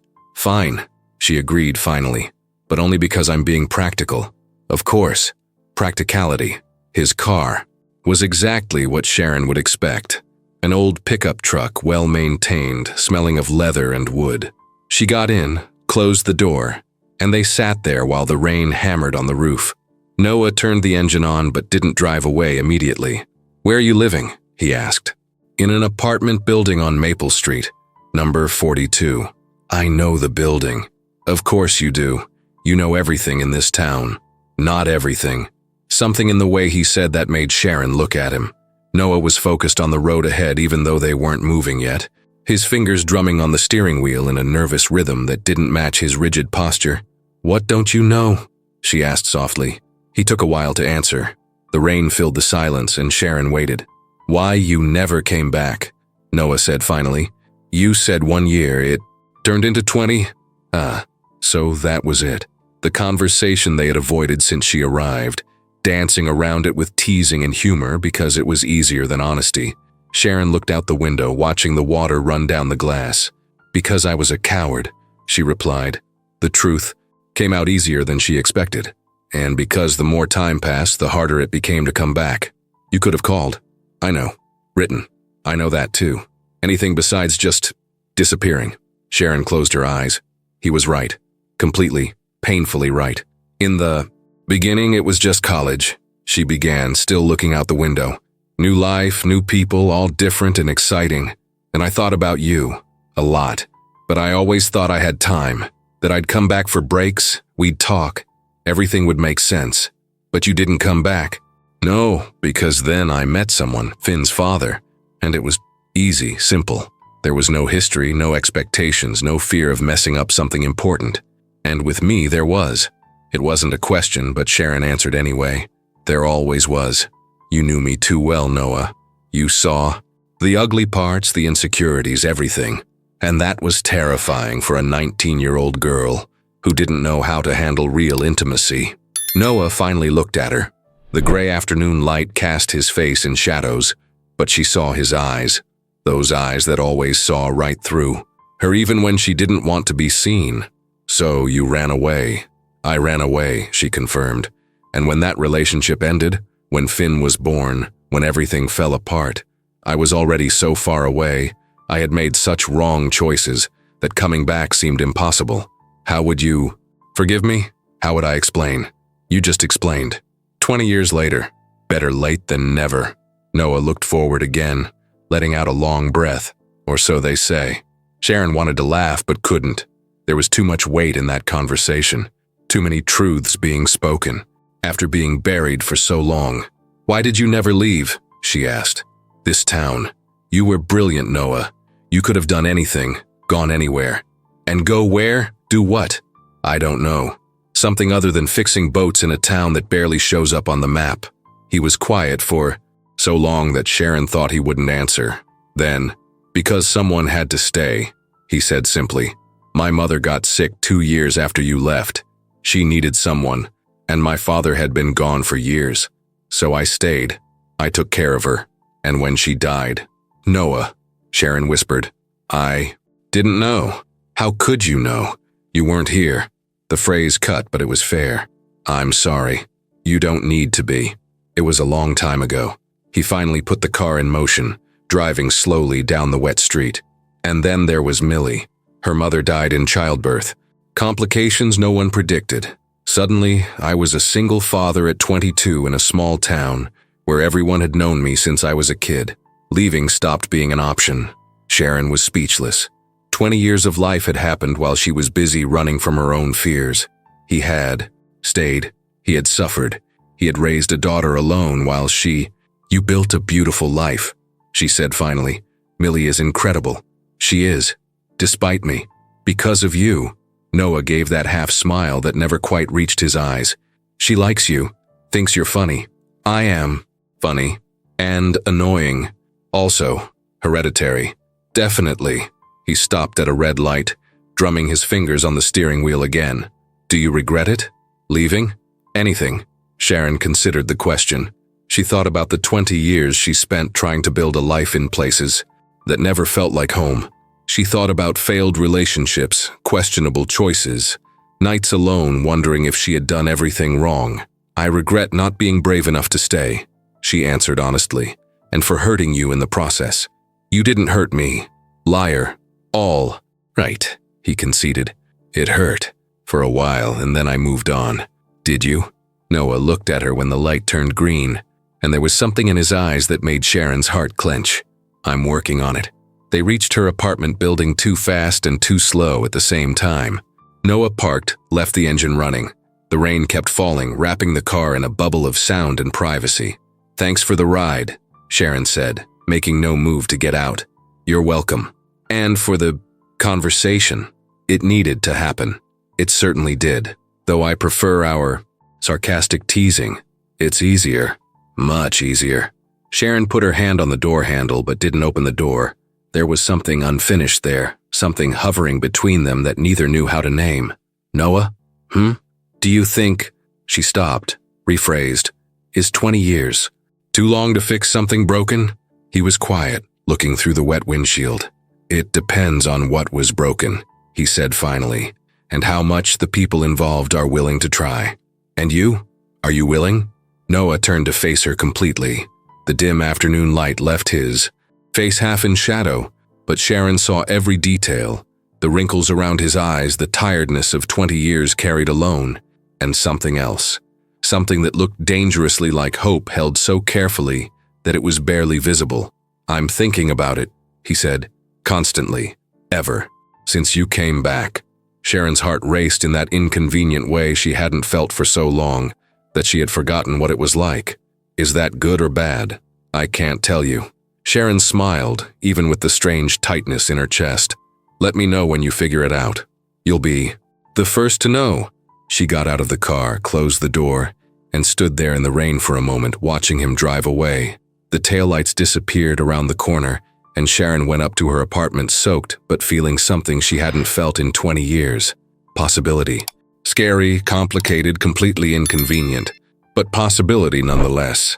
And maybe, just maybe, some doors closed 2 decades ago could still be opened. if they were both brave enough to try. 3 weeks had passed since the conversation in the car, and something had changed. Nothing drastic, nothing obvious, just that kind of subtle shift that happens when two people stop pretending there's no chemistry and start recognizing that maybe, possibly, against all logic, something is still there. Millie and Finn had noticed. Of course they had. Teenagers were annoyingly perceptive when it came to other people's love lives. "Your dad smiled today," Finn commented one Sunday afternoon. Like, genuinely, it was creepy. "Your mom is wearing makeup to work," Millie contributed. Before, she just threw her hair into a ponytail and called it a look. "They are definitely happening," Finn decreed. "Or they're about to," Millie agreed. Sharon, who was listening to everything from the small back room, rolled her eyes but didn't correct them. Because honestly, she wasn't sure what was happening. She just knew she was having coffee with Noah. Almost every day that they talked more, fought less, and that every time he smiled that reluctant half-smile, her stomach twisted in a strange knot that had nothing to do with caffeine. Noah, in turn, was having his own silent existential crisis. "You're distracted," Mr. Bancroft commented as Noah finished repairing the miniature sailboat. "Thinking about someone?" "I'm focused on the work." "Sure, that's why you got the same measurement wrong 3 times. Noah looked at the boat. The man was right. Annoyingly, completely right. "Just a bad day," he muttered. Or, "A woman who's messing with your head." "I don't have—" "The blonde from the shop next door," Mr. Bancroft interrupted with that knowing smile of someone who was 80 and had seen everything. "Everyone is talking. Were you two dating when you were young?" "Not exactly, but you wanted to be." Noah stopped sanding. "That was 20 years ago, and you still think about her. Time doesn't erase certain things, son. It just buries them deeper." Annoyingly wise words from a man who collected miniature boats. The week proceeded with that mounting tension that neither of them knew quite how to handle. Small accidental touches when they passed each other on the sidewalk. Glances that lasted half a second too long. Conversations that started about plumbing and ended up about music they used to listen to in their youth. On Wednesday, Sharon showed up at his workshop holding a box. "I brought cookies," she announced. "Finn made them. Well, I supervised while he made them. Technically, they're collaborative." Noah looked at the box, then at her. "Bribe? Gratitude for fixing the chair and for giving my son work even though you're too grumpy to admit you enjoy company." "I don't enjoy company." "Liar." Sharon placed the box on the workbench. "Eat. I know you like chocolate." "How do you know?" "Because 20 years ago you ate 3 brownies every time they showed up at school events." Specific memory. I always paid attention to details. Noah picked up a cookie, took a bite. It was ridiculously good. Dark chocolate, slightly crispy edges, soft center. "Your son has talent," he admitted. "He inherited it from me. You burned the toast once. That was one time, and I had extenuating circumstances. You were distracted because I had just arrived." Sharon stopped cookie halfway to her mouth. "You remember that?" "I remember a lot of things." The air between them shifted. It became denser, charged with all those unsaid things that had been accumulating for weeks. Sharon put the cookie back in the box with excessive care. "Noah." The door burst open and Millie rushed in carrying a backpack and talking too fast. "Dad, I need money for the school project and—" "Oh," she stopped when she saw Sharon. "Hi, I didn't know you were here." "I was just bringing cookies," Sharon said too quickly. "Right. Cookies." Millie looked between the two of them with that smile that meant she knew exactly what she had interrupted. "I'll come back later." "You don't need to," Noah began. "I definitely need to. Urgent project, very urgent." She was already leaving. "Enjoy the cookies." The door closed and there was silence. "Your daughter isn't very subtle," Sharon commented. "She has the subtlety of a fire alarm," Noah completed. "A charming trait." "If you say so." Sharon picked up her purse, adjusted the strap on her shoulder in a movement that Noah recognized as nervousness disguised as practicality. "I need to get back to the shop," she said. "Right. But we could have dinner sometime. Like civilized adults who are neighbors and want to be friendly." Noah stared at her. She was nervous. Sharon Havens, who faced everything with humor and sarcasm, was genuinely nervous asking him out to dinner. Friendly, he repeated. Exactly. Nothing major, just food, conversation, the basics of human interaction. When? Friday? That new Italian restaurant that opened on 3rd Street? I hate Italian. Food? Liar, you make lasagna every week. How do you know? Millie mentioned it several times, with details about how you cook when you're processing emotions. Noah wanted to be annoyed with his daughter for sharing his emotional life via culinary preferences, but mostly he was impressed with how well Sharon could still read through him. Friday, he agreed. 7 o'clock? Perfect. Sharon smiled, that real smile that made her eyes sparkle. It's a date. It's not, he automatically replied. A date, she completed, walking out before he could argue. See? You there, Grumpy? Noah was left alone in the workshop, holding a half-eaten cookie and processing the fact that he apparently had a date on Friday. With Sharon Havens, after 20 years, he ate another cookie. He was definitely going to need to make more lasagna this week. Friday arrived with that inevitability of things you spent the whole week trying not to think about and failing spectacularly. Noah changed his shirt 3 times before accepting that he was being ridiculous and chose the first one again. Millie showed up at his bedroom door at 6:30. You're nervous, she observed. I am not. You changed your shirt 4 times. 3. Still nervous. Noah adjusted his collar for the 5th time. It's just dinner, with the woman you clearly still have confused feelings for. I don't have confused feelings. Dad, you made lasagna 5 times this week. Your feelings are so confused they need a GPS. He had no answer for that. Are you going to be okay? He asked, changing the subject. I'm going to order pizza and watch Netflix with Finn. We're planning a terrible movie marathon. Finn will be here? Yes. Sharon asked me to keep an eye on him while she's busy. Millie smiled. With you. On the date, that is definitely a date even if you pretend it's not. You're annoying. I inherited it from you. Now go before you're late and get even more nervous. Noah arrived at the restaurant 7 minutes early, which was ridiculous. He stayed in the parking lot for 5 minutes trying to decide whether to go in or wait in the car until it was exactly 7 o'clock. He ended up walking in at 6:58 because sitting in the car feeling like a teenager was too pathetic. Even for him. Sharon was already there, sitting at a table near the window wearing a dark blue dress Noah hadn't seen before, her hair loose in waves that caught the light in a way that made something strange happen in his chest. She saw him come in and waved. Noah walked across the restaurant feeling every pair of small-town eyes watching, because of course half of Harbor Springs was having dinner there that very night. Hi, she said when he reached the table. You're nervous. I am not. Your hands are in your pockets. You only do that when you're uncomfortable. Noah immediately took his hands out of his pockets, which only made her laugh. Relax, Sharon said softly. We're just 2 adults having dinner. No pressure. Right. No pressure. Exactly. They picked up the menus and Noah pretended to read the options even though he already knew what he was going to order. Sharon ordered wine. He ordered water. The waitress, who definitely went to school with them 20-something years ago, looked between the two of them with that smile of someone witnessing history in the making. So, Sharon said after the waitress left, this is weird. Extremely. But it also isn't. It also isn't. Noah agreed. Because we're still us. Just older. And supposedly more mature. Supposedly being the key word. Noah smiled, relaxing a little. This he could do. Conversation, teasing, the familiar rhythm they always had. Dinner flowed easier than he expected. They talked about everything, the town, changes that had happened, people who had left or stayed. Sharon told stories about Finn. Noah shared anecdotes about Millie. They laughed about old memories, some good, others embarrassing. And at some point, between the appetizer and dessert, Noah realized he was genuinely happy. Not the superficial happiness of social politeness, but that deep, grounded happiness of being with someone who truly understood him. I missed this, Sharon said suddenly, in the middle of a story about an eccentric customer. This ease, talking to someone who gets my references without explanation. I missed it too, Noah admitted before he could stop himself.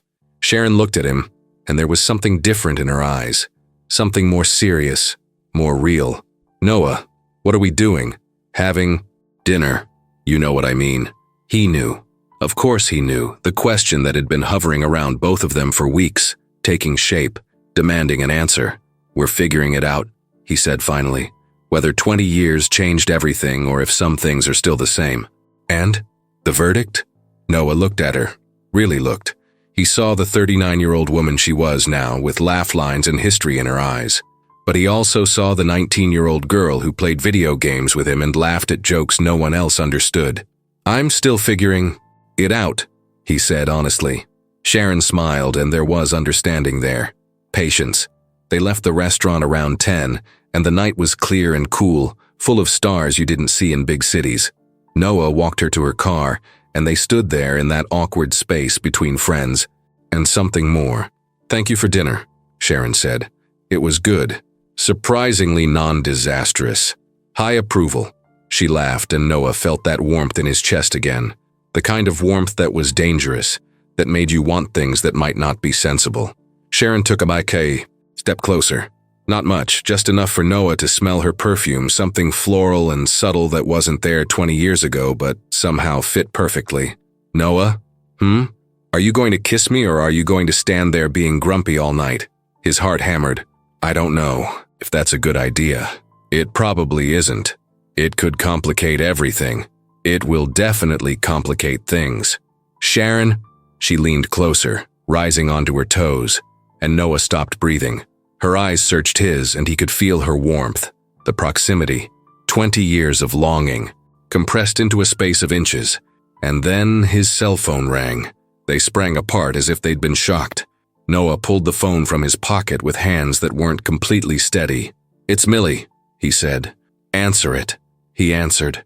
It was Millie wanting to know if he could pick up extra pizza because Finn had eaten 3/4 of the first one. A 30-second conversation that felt like an eternity. When he hung up, the moment had passed. Sharon was leaning against the car, arms crossed and a half smile. "Perfect timing," she commented. "Terrible timing. Maybe it was a sign. Do you believe in signs?" "I'm starting to." Noah ran a hand through his hair, letting out a frustrated breath. "That was almost something," Sharon finished. "But it wasn't. So technically nothing happened and we don't need to be awkward about it. You're being very rational for someone who just almost kissed you," she supplied with that teasing smile. "You can say the word, Noah. It won't turn you into stone. You're direct. And you're repressed. I'm cautious. It's the same thing in your head." Noah wanted to argue. He wanted to point out that caution was sensible when it came to reopening doors that had been closed for 2 decades. But mostly he wanted to finish what they had almost started. "Good night, Sharon," he said instead. "Good night, Grumpy." She got into the car, but before closing the door she added, "For the record, if you had kissed me, I would have kissed you back." She drove away before he could reply, leaving Noah standing in the parking lot processing that information and all the inconvenience it brought. That night, lying in the dark, he thought about moments that almost happened and how 20 years hadn't been enough to change the fact that Sharon Havens could still turn his world upside down, and how maybe he didn't mind so much after all. The problem with almost kisses is that they take up much more mental space than actual kisses. Actual kisses happen and that's it. You deal with the consequences. Almost kisses linger, insisting on being revisited, analyzed, dissected until you question every decision you've made in the last 20 years. Sharon was having this exact experience on a Tuesday morning while pretending to arrange the same shelf for the 4th time. "Mom, you've moved that vase 3 times now," Finn commented from the doorway. "It's not going to look better somewhere else. I am exploring options. You are avoiding thinking about something. I am not. You always reorganize things when you're processing emotions.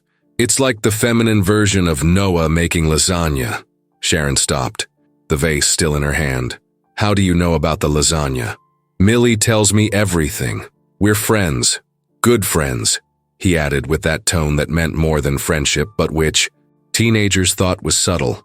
"Finn, we're not talking about me," he interrupted, walking fully into the shop. "We're talking about how you and Noah have been weird since Friday." "We haven't been weird, Mom. You greet each other with nods now. Before it was conversation. Now it's uncomfortable nodding and strategic fleeing." Sharon put the vase back on the original shelf, defeated. It's complicated. Adults always say that when actually it's simple, but they're scared. Profound wisdom from a 16-year-old. 17 in 2 months. And yes, I am wise. Finny, I leaned on the counter. You like him. Sharon considered denying it, but what was the point? Her son read through her with the same ease that she used to read through Noah. I like him, she admitted. I always have. Even when I shouldn't. Even when I was with other people. Even when I tried to convince myself it was just nostalgia. And he likes you. I don't know that. Everyone knows that. The whole town knows. You two are the only ones in denial. Sharon laughed humorlessly. It's not as simple as it looks. Why not? Because 20 years happened. Because I made bad choices. Because he built a life without me and it worked perfectly fine. Did it work? Finn repeated, skeptical. Millie says her dad never dated anyone seriously since her mom died. Like, nothing. A few dinners here and there that went nowhere. Sharon had no answer for that. She didn't know if that made her feel better or worse. Finn, I didn't come to Harbor Springs to win back an old love. I came to start over. What if the two things are the same thing? Finn apparently had become a relationship philosopher. On the other side of the shared wall, Noah was having a similar conversation, except his version involved less philosophy and more direct Millie-style confrontation. You're avoiding her, Millie accused, sitting on the workshop bench while he worked. I'm not avoiding. I'm busy. You made up work to look busy. I saw you sanding the same plank for 20 minutes yesterday. I was doing meticulous work. You were avoiding leaving the shop because you knew she arrived at that time. Noah stopped sanding. Are you monitoring my schedule now? I don't have to. You're pathologically punctual. When you change your routine, it's because you're avoiding something. Millie picked up a wood chip, turning it between her fingers. Or someone. I'm not avoiding anyone. Dad, on Friday you almost kissed her in the Luigi's parking lot. Everyone saw. Everyone. Noah closed his eyes. Of course they saw. Small town. And before you ask, yes, it was Mrs. Peterson from the flower shop who told Helen, who told half the world. So now the question is, why did you almost kiss her and then spend 4 days running away?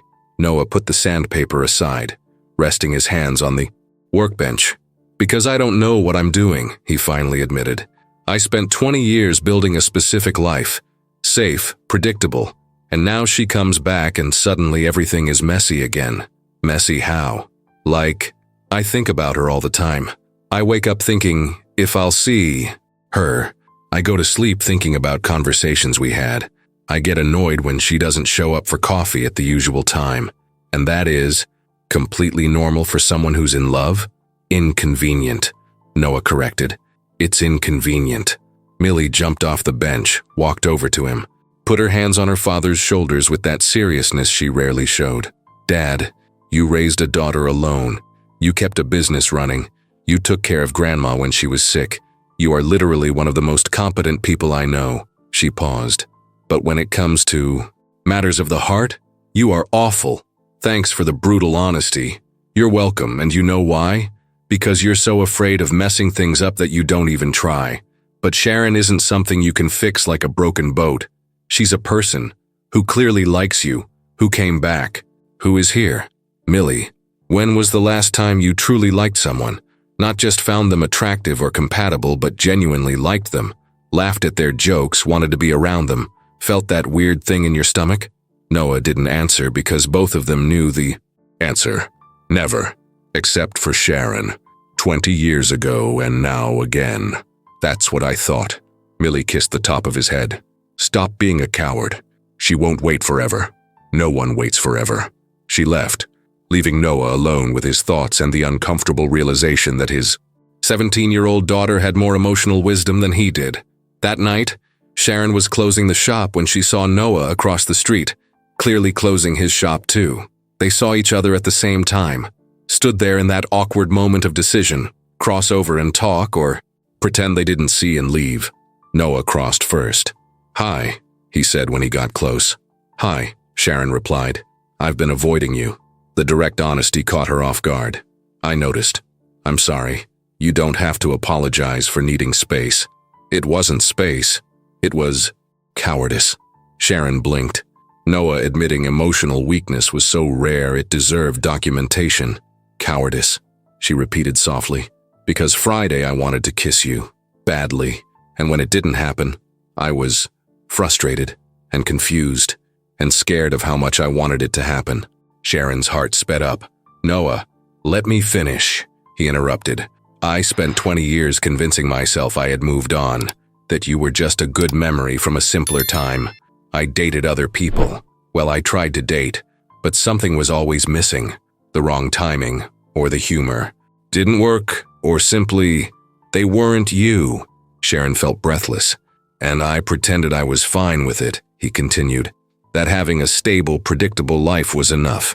But then you come back and suddenly I remember what it's like to truly laugh. What it's like to talk to someone who understands my references without explanation. What it's like to want to be near someone not because it's convenient, but because it's where I want to be. Noah, she whispered, and there was so much emotion in her voice it barely came out. I never moved on, he said simply. I faked it. Very well. I convinced myself I did, but I didn't. And now you're here and I don't know what to do with that. Sharon took a step forward, closing the gap between them on the empty sidewalk. The main street was quiet, only the distant sound of cars and the gentle night wind. Want to know? A secret? She said. Me neither. I dated other people, even got married, technically, for a year and a half. That was a complete disaster. And every time I compared, to you, to how easy it was when we were together, to how I never had to explain my jokes because you were already laughing. Before I finished, Sharon, let me finish, she echoed his words. I spent 20 years trying to find someone who made my heart race the way you did, and no one could, because no one was you. No one had that grumpy and sweet way all at once. No one understood me the way you always understood me. They stood there, inches apart, 20 years of unspoken words finally being said. So, what do we do now? Noah asked. Honestly, I have no idea, Sharon admitted. But maybe we stop running, stop pretending, and see what happens when two adults who clearly never got over each other decide to try again. Try again, Noah repeated, as if testing the words. Scary, terrifying, but, he smiled, that half-smile that she adored. But maybe it's worth it. Sharon smiled back, and right there, on that sidewalk in Harbor Springs with the night, falling around them, something changed. Not dramatically, not with fireworks or an epic soundtrack. Just two people finally honest about the fact that 20 years hadn't been enough to erase what had always been there. And maybe it wasn't too late to try again. The Harbor Springs Fall Festival was a tradition that had existed since before anyone could remember.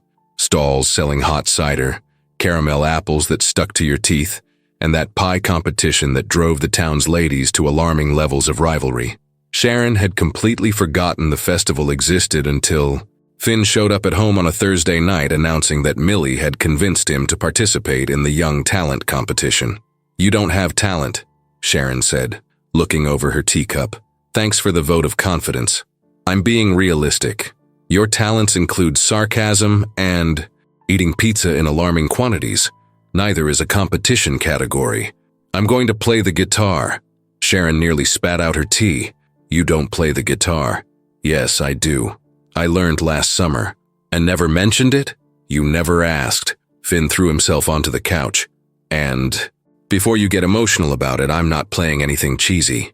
Just an Arctic Monkeys cover. I wasn't getting emotional. You were. I saw that my baby is growing up look. I was not. You definitely were. He picked up his phone, scrolling distractedly. And you have to go. Millie will be there too, and her dad. So it's going to be awkward if you don't go. Sharon understood the setup immediately. You two are conspiring again. It's not a conspiracy. It's social facilitation. It's the same thing. Semantics. Finn smiled. Come on, Mom, it'll be fun. There'll be bad food, amateur musicians, and the chance to see Noah trying to socialize with the entire town. She went. Of course she went. The festival occupied the town's central square, transformed into an explosion of orange and brown decorations trying hard to capture the new England fall aesthetic. There were pumpkins everywhere, strategically placed hay bales, and light strung between the trees that began to create that magical atmosphere as soon as the sun set. Sharon was buying cider when she saw Noah across the square, clearly trying to escape a conversation with Mrs. Peterson about she didn't know what. He saw her at the same time, and his expression changed, half relief, half panic, completely adorable. She waved. He waved back. And then, because the universe had a sense of humor, Mrs. Peterson noticed the exchange and practically pushed Noah in her direction. "Hi," he said when he got close, with that slightly awkward way of someone who didn't know whether to hug, wave, or just exist. "Hi." Escaping interrogations about our love life? She wanted to know if we'd set the wedding date yet. Sharon choked on her cider. "Our wedding? Apparently the town has decided it's inevitable. How comforting. We're not even dating, but they're already planning the ceremony. Mrs. Peterson has already chosen the flowers. White roses, in case you're curious. I hate white roses. I'll inform her." They stood there, drinking cider and watching the movement in the square with that strange comfort that had been developing between them. Half old friends, half something neither of them knew quite how to name yet. "So," Sharon said after a moment, "about that conversation on the sidewalk the other day, where I admitted I never got over you and you admitted you hadn't either. That one. What about it? We kind of left it hanging, didn't we? Like, we acknowledged feelings but didn't do anything about them." Noah took a sip of cider, thoughtful. "Do you want to do something about them?" "I don't know, do you?" I asked first. "How mature. I learned from the best." Sharon laughed and Noah smiled in that way that made her stomach do inconvenient flips. "Can we walk?" she suggested, away from curious glances and speculation about floral arrangements. "Best idea you've had all your life." They walked toward the edge of the square where the lights were sparser and the crowd noise turned into a distant murmur. There was an old bench near a huge tree, and Sharon sat down without asking if he wanted to. Noah sat beside her. "So," he began, 20 years of catch-up conversation. "Where do we start? At the beginning? Like, I was a cowardly idiot who abandoned you? We already talked about that. Next topic. You were hurt and pretended you weren't? Also discussed. Your rewinding resolved. Issues." Sharon turned her body to face him. "All right, then new issues, like what do we do now? Didn't we already answer that? We try again." "Yes, but how do you try again? Is there a manual? Protocol? Because we're 39 and I have no idea how to date someone I met when we were both 7. 39 and no manual." Noah agreed. "We're pathetic. Completely. But at least we're pathetic together. Does that help? I don't know. First late-life adult dating experience. I'm still figuring it out." Sharon smiled, and there was something comforting in knowing they were equally lost.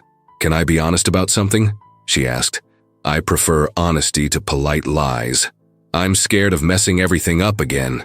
The words came out fast, as if holding them in any longer was impossible. Like, "I came back. We're here. It seems like maybe this time it could work. But what if I screw up? What if I make the wrong decisions? What if—" "Sharon," Noah interrupted her gently. "You're not the same person you were 20 years ago. Neither are you." "Exactly. So maybe we stop assuming we'll repeat the same mistakes and trust that we've learned something in these 2 decades. Have you learned? I learned that running away from things that matter is more painful than facing them. I learned that emotional safety is sometimes just another name for loneliness.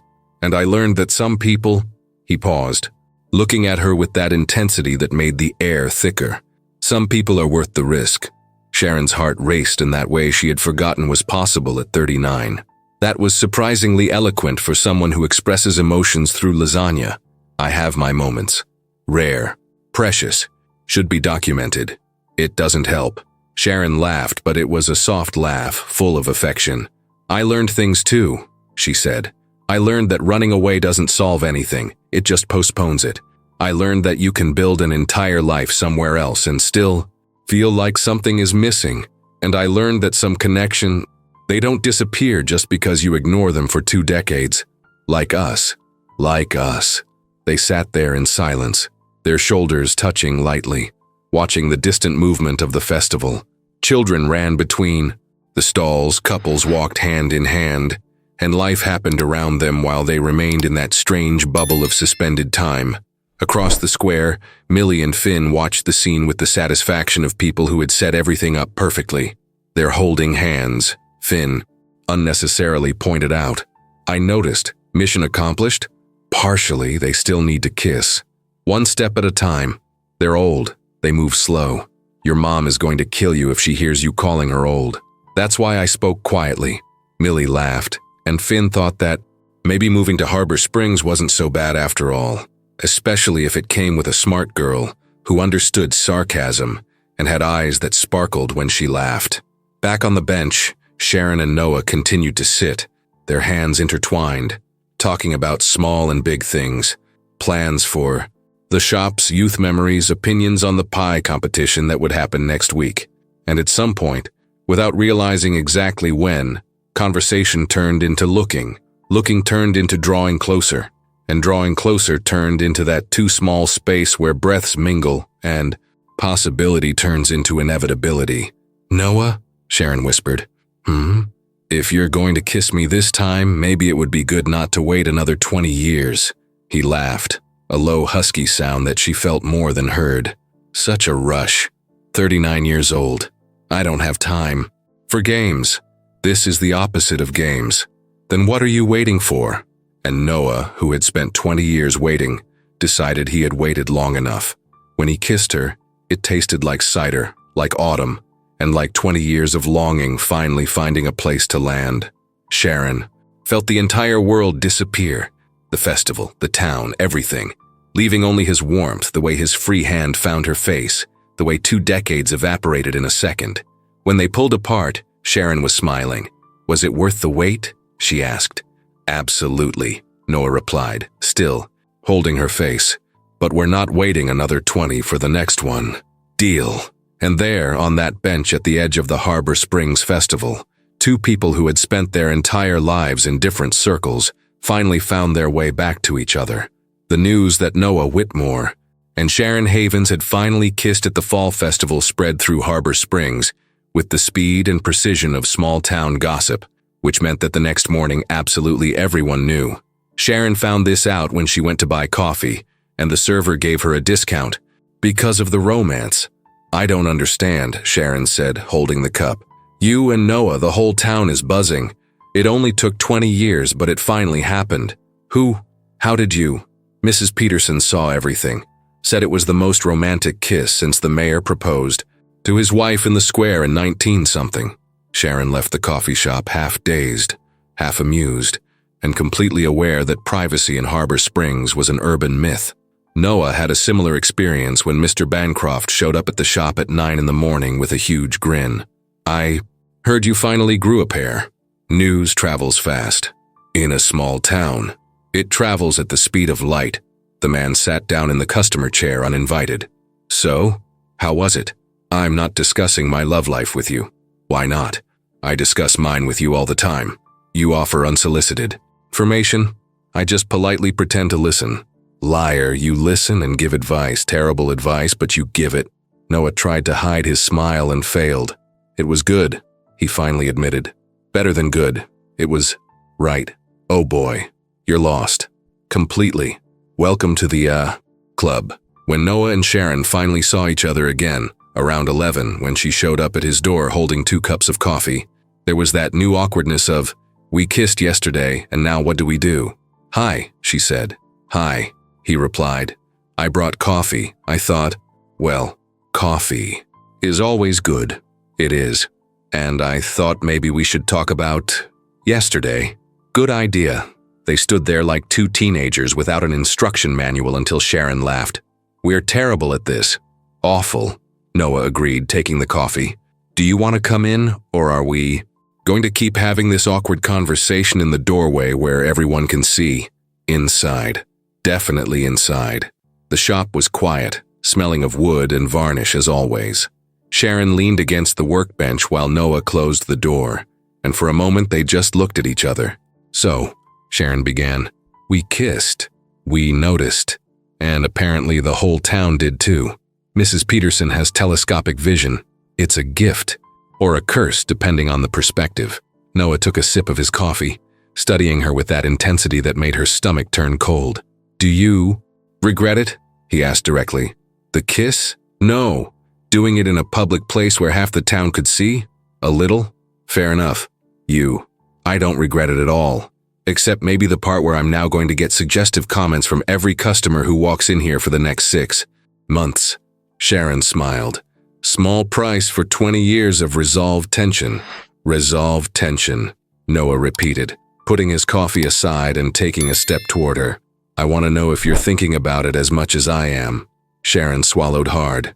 Noah was close now, close enough for her to feel his warmth, to see the small specks of sawdust stuck to his shirt. "Thinking about what specifically?" she asked. "Doing it again. The kiss? The kiss. Here?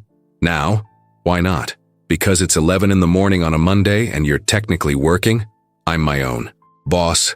I can take a break to kiss whoever I want. How convenient." "Extremely." Noah put his hand on her waist, a slow, deliberate movement. Sharon let her hands travel up to his shoulders, feeling the muscles tense beneath her touch. When he kissed her this time, it was different from the festival kiss, less hesitant, more confident, with that intensity that comes from finally stopping fighting something inevitable. Sharon felt the whole world tilt. His hands were firm on her waist. When they pulled apart, both were breathless. Sharon looked at him, really looked. She saw the 39-year-old man with laugh lines and history in his eyes. She saw the 19-year-old boy who had made apple pie to impress her. She saw all the versions of him in those 20 years she had missed, and all the future versions they could still discover together. "Do you want to have dinner with me tonight?" he suddenly asked. "Like a real date? Like an official date where I pick you up at the agreed time and we take this seriously." "Seriously how?" "Seriously enough for me to make a reservation, and for you not to have to pretend you're not too dressed up." Sharon smiled. 7 o'clock? Perfect. She leaned in, kissed the corner of his mouth quickly, a deliberate tease, and walked out before he could retaliate. "See you later," she said over her shoulder. Noah stood there, smiling like an idiot, completely aware that he had fallen again, or maybe he had never gotten up the first time. That night, Noah arrived at her apartment at 7 sharp, wearing a dress shirt and that contained nervousness of someone who hadn't done this in too long. Sharon opened the door in a dress and heels, and for a second he simply forgot how to speak. "You look beautiful," he finally said. "You do too." "Beautiful? Handsome? Attractive? Choose the adjective you prefer. I'll take them all." They had dinner at the same Italian restaurant as the previous week, but this time without the tension of "what are we?" They talked about everything, and at some point between the appetizer and dessert, Noah took her hand across the table. "Thank you for coming back," he said. "Thank you for not leaving. Someone had to stay, and someone had to be brave enough to come back. Perfect combination then." Apparently. When he walked her home, they stood at the door the way people do at the end of a first date, even though they had known each other their whole lives. "Can I see you tomorrow?" Noah asked. "I work next to your shop. It'll be hard to avoid." "Not for work, for us." Sharon smiled, rising onto her toes to kiss him softly. "You can see me whenever you want, Grumpy. I'll hold you to that. I hope so." And as Noah drove home that night, with the taste of Sharon still on his lips and the sound of her laughter echoing in his head, he thought about doors he had sworn never to open again. Some doors, he discovered, were worth all the risks, especially when on the other side was the only person who had ever made sense. 8 months after the kiss at the festival, Harbor Springs had gotten used to the sight of Noah Whitmore and Sharon Havens together, not in the dramatic sense of a couple making a scene, but in the comforting, everyday way of two people who simply worked well side by side. The first change everyone noticed was the door. Noah had spent years keeping the door to Whitmore Restorations closed except during restricted business hours. But now, mysteriously, the door was constantly open. It let in the breeze, the light, and Sharon with alarming frequency. "You forgot to close it again," Millie commented on a Tuesday morning. "I didn't forget. I left it open on purpose." "Why?" "Ventilation." "Dad, it's November. It's 54 degrees outside. I like fresh air." "You like Sharon coming in without knocking." Noah didn't deny it because what was the point? His daughter was annoyingly perceptive, and she was right. Sharon had developed the habit of showing up during the day, sometimes with coffee, sometimes with some excuse about needing help with heavy furniture, sometimes simply because she was bored and his shop was more interesting than hers. "I brought cake," she announced on a Wednesday, walking in without ceremony and placing a platter on the counter. "Why?" "Because Finn made it yesterday and there was leftover, and because I know you didn't eat a proper lunch." "How do you know?" "Millie told me. We talk, you know, about you, often." Noah should have been concerned about this, but mostly he was inconveniently touched. "Thanks for the cake." "You're welcome. It's carrot cake, your favorite." "How do you remember that?" Sharon leaned against the counter, smiling in that way he loved. "I remember a lot of things, like how you wrinkle your nose when you're concentrating, and how you tap your fingers when you're impatient, and how you pretend you don't like attention but secretly love it." "I don't love it." "Liar." "All right, I love it a little. A lot. Moderately." Sharon laughed, picking up a fork and cutting a piece of cake. "Eat. You need sugar in your system. You're very bossy today." "I've always been bossy. It's just that now you can't pretend to ignore me." "I never could ignore you." The words came out more honest than Noah intended. Sharon stopped with the fork in the air, looking at him with that expression that meant she was also feeling that strange thing in her chest. "Good," she finally said, "because I'm not going to make it easy." On the other side of the wall, Finn and Millie were having a conversation about their parents. "They're together all the time now," Finn observed, organizing vintage books on a shelf. "I noticed. My dad is barely, home at night. He's always having dinner with your mom or taking her out somewhere. My mom is smiling constantly. It's unsettling." "My dad is whistling."